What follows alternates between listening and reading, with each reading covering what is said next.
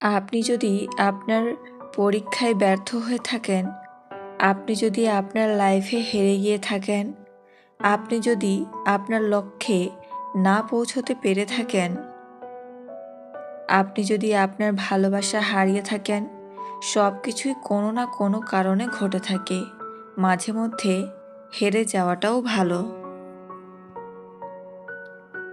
হতে পারে স্রষ্টা আপনাকে আরও বড় কোনো বিপদের হাত থেকে রক্ষা করবেন। সবাই না, কিন্তু কিছু ছেলে মেয়ে আছে যারা সত্যি নিজের সবটা দিয়ে তাদের ভালোবাসাকে আগলে রাখার চেষ্টা করে। বন্ধু এবং আপনজনের সংখ্যা যার যত কম, এই পৃথিবীতে ধোঁকা খাওয়ার সম্ভাবনা তার তত কম। শরীর খারাপ হওয়ার থেকে মন খারাপ হলে নিজেকে বেশি দুর্বল লাগে।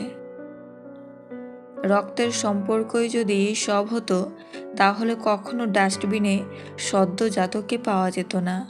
সম্পর্ক ভালোবাসায় বাঁচে, রক্তে তো ব্যাকটেরিয়াও বাঁচে। কষ্ট আমাদের তারাই দেয় যাদের আমরা অনুমতি দেই। অচেনা মানুষ তো ধাক্কা লাগলেও সরি বলে দেয়। সুন্দর চেহারা কখনোই সুন্দর চরিত্রের চেয়ে মূল্যবান হতে পারে না।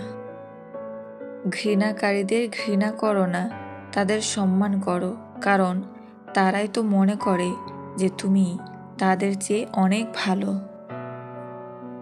স্বার্থের টানে আত্মীয় স্বজন সবাই হয়তো ছেড়ে চলে যায়, কিন্তু স্বার্থের জন্য স্বামী স্ত্রীরা একে অপরকে খুব কম ছেড়ে যায়।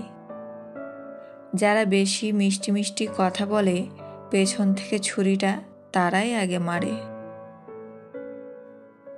বন্ধু বলো, বান্ধবী বলো, কেউই আপন নয়। ক্ষণিকের এই পৃথিবীতে সবই অভিনয়। দুঃখ এমন একটা অ্যাপ যা একবার কারো জীবনে ইনস্টল হয়ে গেলে হাজার চেষ্টা করেও তা আনইনস্টল করা যায় না। অপরিচিত ছিলাম, ভালো ছিলাম, পরিচিত হয়ে আবার অপরিচিতের মতো থাকা, এটা খুবই জঘন্য অনুভূতি। জীবনটাকে কেঁদে ভাসিয়ে দেওয়ার চেয়ে হেসে উড়িয়ে দেওয়া অনেক ভালো। কেউ আপনার না, এটা মাথায় রাখলেই অনেক কিছুই সহজ হয়ে যাবে। চাপ কম লাগবে, নিজেকে ফ্রি মনে হবে। যতটুকু পাবেন মনে করবেন বোনাস।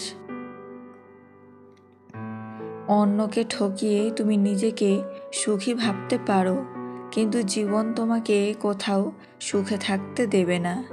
নিষ্পাপ হয়ে এসেছিলাম, পাপী হয়ে যাব, ভাবিনি এই পৃথিবীতে এত কষ্ট পাব।